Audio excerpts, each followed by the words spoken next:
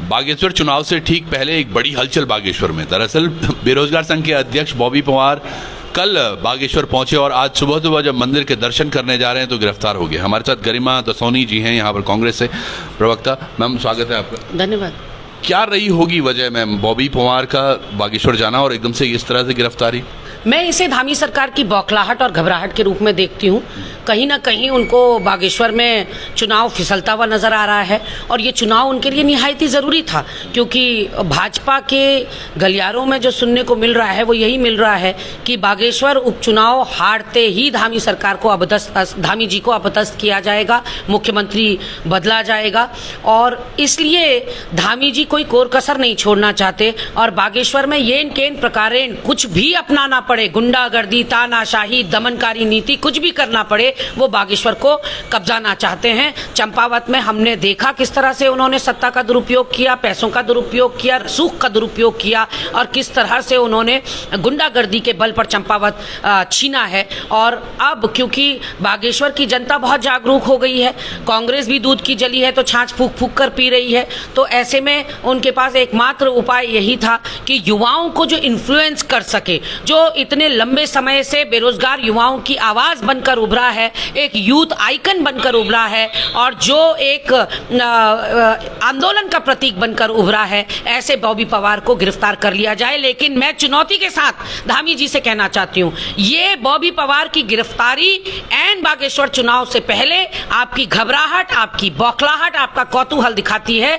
और आपको ठीक वैसे ही बैकफायर करेगी जिस तरह से 8-9 फरवरी का युवाओं के ऊपर यहां घंटा घर पर किया गया आपका लाठीचार्ज। आप सवालों का जवाब नहीं दे पाएंगे कि आखिर किस अपराध के तहत आपने बॉबी पवार को गिरफ्तार किया, क्यों आनन फानन में आपको यह एक्शन लेना पड़ा, क्यों बाबा बागनाथ के दर्शन तक उसको नहीं करने दिए गए और मंदिर परिसर से आपने उसको उठाया है, आपने मंदिर का भी अपमान किया है। आप इंतजार कर सकते थे उसके दर्शन से लौटने का और फिर परिसर से दूर आप ये कृत्य कर सकते थे। तो अब भाजपा राज में भगवान बागनाथ के दर्शन करने पर भी आपत्ति है भाजपाइयों को। और एक हतप्रभ करने वाला जो तथ्य सामने निकल कर आ रहा है कि मीडिया को कुछ पता नहीं, विपक्ष को कुछ पता नहीं, प्रदेश की जनता को कुछ पता नहीं कि बॉबी पवार गिरफ्तार होने वाले हैं, लेकिन बजरंग दल के लोग अंतर्यामी हैं। 8 से 10 युवा वहां एसटीएफ के साथ मौजूद नजर आ रहे हैं गिरफ्तारी के समय पर। ये कैसे हो गया? और तो और ये जो बर्बरता बागेश्वर पुलिस के द्वारा की जा रही है, ये सिर्फ और सिर्फ बॉबी पवार पर नहीं की जा रही है।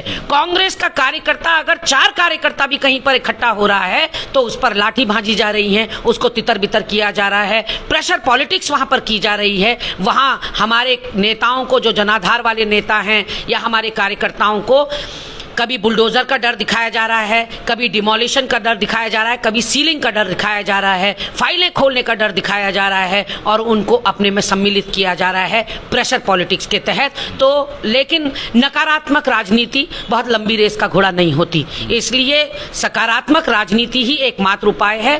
प्रबुद्ध और जो जागरूक जनता है बागेश्वर की, उस पर हमें पूरा विश्वास है कि धामी सरकार के इस तानाशाही रवैये को देखते हुए मैं आह्वान करना चाहती हूं कि वो समझे इस बात को कि कैसे अपने पैरों से राजनीतिक जमीन खिसकती हुई देखकर किस तरह से सरकारें अराजक हो जाती हैं, निरंकुश हो जाती हैं और बेगुनाह लोगों को टारगेट करने रखती हैं। एक बड़ी बात है, यहाँ पर आपने सीधे सीधे बोल दिया कि ये बागेश्वर में जो भी हुआ है अभी गिरफ्तारी, ये राजनीतिकरण है। क्या बॉबी किसी पार्टी को या फिर यूं कहें कांग्रेस को समर्थन करने वहां पहुंचे थे? बिल्कुल नहीं, यही तो मैं आश्चर्य कर रही हूं, क्योंकि कल तक आपने देखा बॉबी पवार यहां एकता विहार में बैठे हुए थे, आधा चुनाव निकल चुका है। मुझे लगता है कल देर शाम ही वो बागेश्वर पहुंचे और आज सुबह सुबह बाबा बागनाथ का आशीर्वाद लेने पहुंचे थे।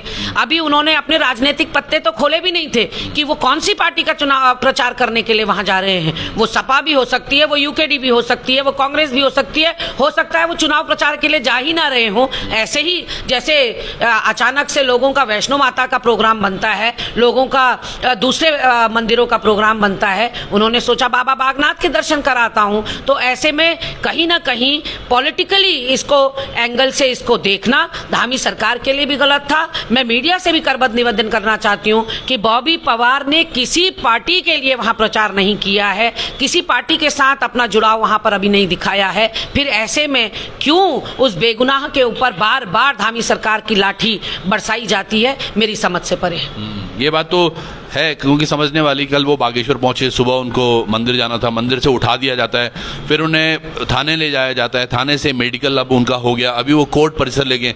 कहीं कुछ सूचना मिली है कि क्या कुछ कारण रहे या कुछ क्या चार्जेस थे, या कहीं ये वो चार्जेस तो नहीं जो 7-8 तारीख को यहाँ पर हुआ, जो 307 उन चार्जेस के तहत सीधे गिरफ्तारी नहीं हो सकती, लेकिन ये बताया जा रहा है कि आचार संहिता के उल्लंघन के तहत उनको गिरफ्तार किया गया। आचार संहिता का उल्लंघन उन्होंने कैसे किया समझ से परे है, क्योंकि बाबा बागनाथ के दर्शन तो जितने लोग जाते हैं वो करना चाहेंगे, तो ऐसे में अगर वो 4 से अधिक लोग भी थे बाबा बागनाथ के दर्शन करते वक्त, तो वो उसकी इजाजत तो हिंदू धर्म में सभी को है। और मुझे लगता है कि आप कोई भी मंदिर चले जाइए, लोगों की आस्था इतनी ज्यादा है हमारे वहाँ मंदिरों में कि हुजूम का हुजूम उमड़ता है, लाइन में लोग खड़े रहते हैं दर्शन के लिए। और बाबा बागनाथ का मंदिर तो क्योंकि बहुत ही पौराणिक है और आस्थाओं का प्रतीक है, तो वहां पर उनके साथी भी दर्शन करने गए होंगे। ऐसे में किस एक्ट के तहत, कौन सी धारा के तहत उनके ऊपर इस तरह की कार्रवाई हुई है, अपने आप में बहुत शुद्ध करने वाला है ये कृत्य धामी सरकार का। और मुझे लगता है कि पूरे प्रदेश की राजनीति में एक भूचाल सा लाएगा और आने वाले दिनों में लोगों पर से धामी सरकार का जो चेहरा है वो और उस पर से पर्दा उठेगा। चलिए इस पर थोड़ा सा जान लेते हैं, हमारे जो दर्शक हैं वो भी सोच रहे होंगे, क्योंकि कई लोगों को ब्रीफ में पता नहीं होता और आपको शायद पता हो कि चुनाव आचार संहिता में क्या कुछ तथ्य शामिल होते हैं कि जिसके खिलाफ उनको सीधे उठा दिया जाए। अब ऐसे तो 3-4 लोग कांग्रेस के भी होंगे, 10-12 यूकेडी के भी होंगे, 10-12 और भी दलों के लोग होंगे, क्या उनको भी उठाकर ले जाया जाएगा? नहीं, देखिए, चुनाव आचार संहिता जब लग जाती है तो उसके बाद काफ़ी सारे रेस्ट्रिक्शंस तो हो जाते हैं, लेकिन उसके बावजूद जो सत्ता पक्ष है और जो विपक्ष है वो लगातार अपनी जनसभाएं कर रहे हैं, जनसभाओं में लोगों का हुजूम उमड़ रहा है।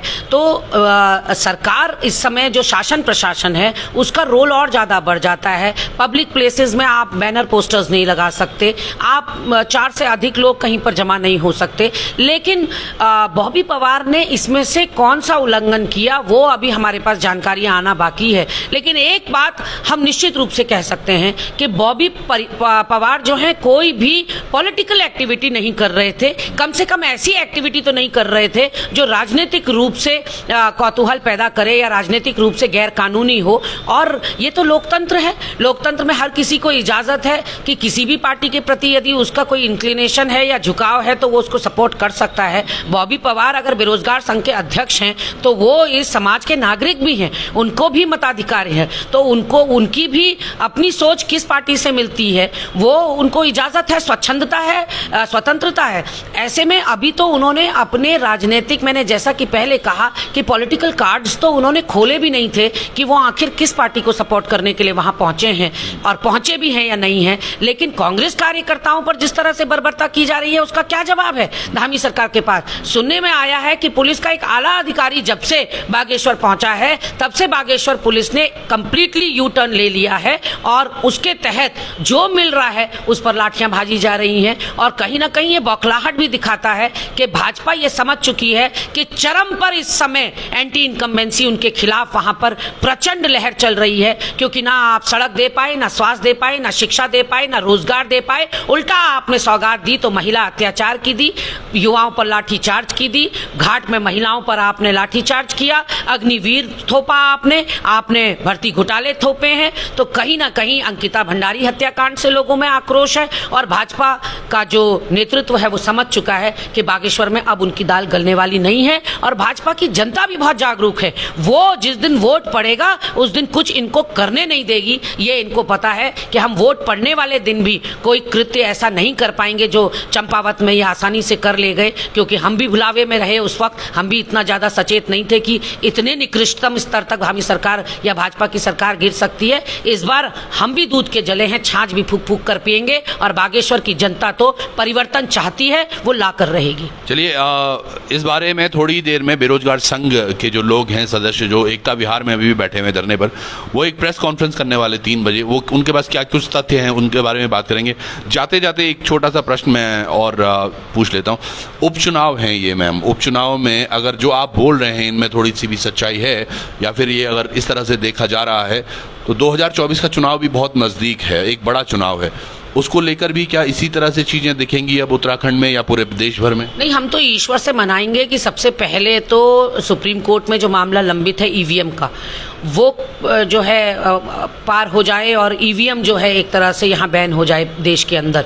2024 के मुतालिक मैं ये बात कर रही हूँ। लेकिन हाँ, आपने उपचुनाव कहा, हमने पहले के उपचुनाव भी देखे किस तरह से इन्होंने परिवारवाद का सहारा लिया, किस तरह से पिछले 6 सालों में 6 उपचुनाव हुए हैं, उन 6 के 6 में भाजपा ने परिवार के लोगों पर ही अपना भरोसा जताया है, किसी ज़मीनी कार्यकर्ता पर नहीं। इसलिए क्योंकि भाजपा को अपने कामों पर यकीन नहीं है, अपनी रीति नीतियों पर यकीन नहीं है, और उसको पता है कि अगर परिवार के सदस्य को टिकट नहीं देंगे तो सिंपैथी नहीं मिलेगी। तो सहानुभूति एक अकेला फैक्टर है जिस पर भाजपा सवार होकर अपनी चुनावी वैतरणी पार करना चाह रही है। लेकिन बागेश्वर की जनता अब आजिज आ चुकी है। साल दर साल वहां से चंदन रामदास जी विधायक बने, लेकिन अपने विधायक रहते हुए उन्होंने वहां की कोई व्यवस्था में कोई परिवर्तन लाने का प्रयास नहीं किया। इस वक्त जनता मन बना चुकी है परिवर्तन का, और ये बात धामी जी को भी पता चल गई है। और किस्सा कुर्सी का है, धामी जी अपनी कुर्सी बचाने के लिए अपनी नाक तक रगड़ेंगे। चलिए, बहुत बहुत धन्यवाद। तो अभी थोड़ी देर बाद आपको बेरोजगार संघ के उस प्रेस कॉन्फ्रेंस में भी ले जाएंगे।